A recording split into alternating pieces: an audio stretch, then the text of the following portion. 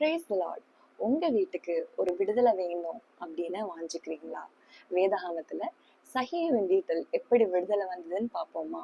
முதலாவது, அவருக்கு இயேசுவை பார்க்க வேண்டும் அப்படிங்கிற ஒரு பிரயாசம் இருந்தது. அவர் ஒரு எஃபோர்ட் போடுறாரு. என்ன பண்றாரு தெரியுமா? காட்டத்தி மரத்து மேல ஏறுறாருங்க.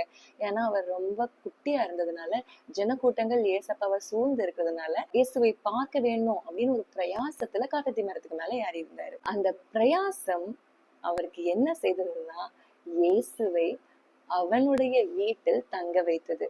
நாம் பிரயாசப்படும் போது, இயேசுவை பார்க்க வேண்டும் அப்படின்னு பிரயாசப்படும் போது, இயேசுவை நம்முடைய வீட்டில் நம்முடைய பிரயாசம் தங்க வைக்கும். அந்த பிரயாசத்திற்கு பலனாக சகேயுவுக்கு என்ன கிடைத்தது தெரியுமா?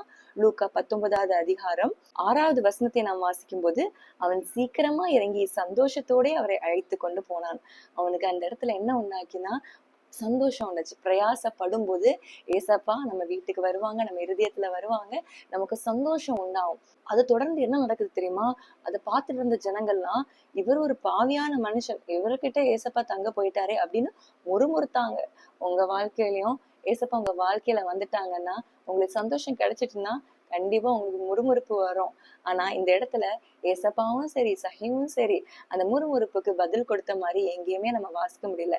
தே சிம்பிளி இக்னோர்ட் இட். அவங்க அதை கண்டுக்கவே இல்லை. அடுத்தது உடனே சகேயு என்ன சொல்றாருன்னா, கர்த்தாவே, என் ஆஸ்திகளில் பாதியை நான் ஏழைகளுக்கு கொடுக்குறேன், அநியாயமா யார்ட்டையாவது ஏதாவது வாங்கியிருந்தேன்னா நாளத்தனையா திருப்பி கொடுக்குறேன் அப்படின்னு ஒரு மனம் திரும்புதல் உண்டாயிடுச்சு.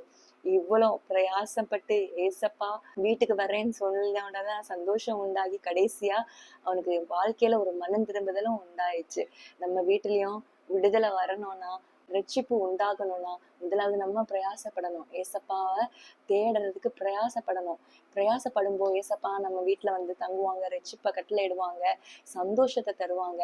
நம்ம அநியாயமா செய்யற காரியங்கள்ல இருந்து, பாவமான வாழ்க்கையில இருந்து நமக்கு ஒரு மனம் திரும்புதல தருவாங்க. இன்னைக்கு அந்த ஏசப்பாவை தேடுறதுக்கு பிரயாசப்படுங்க. நிச்சயமா உங்க வாழ்க்கையும் சந்தோஷமாய் மாறும். கர்த்தர் இந்த வார்த்தைகளால் உங்களை ஆசீர்வதிப்பார். God bless you all. Amen.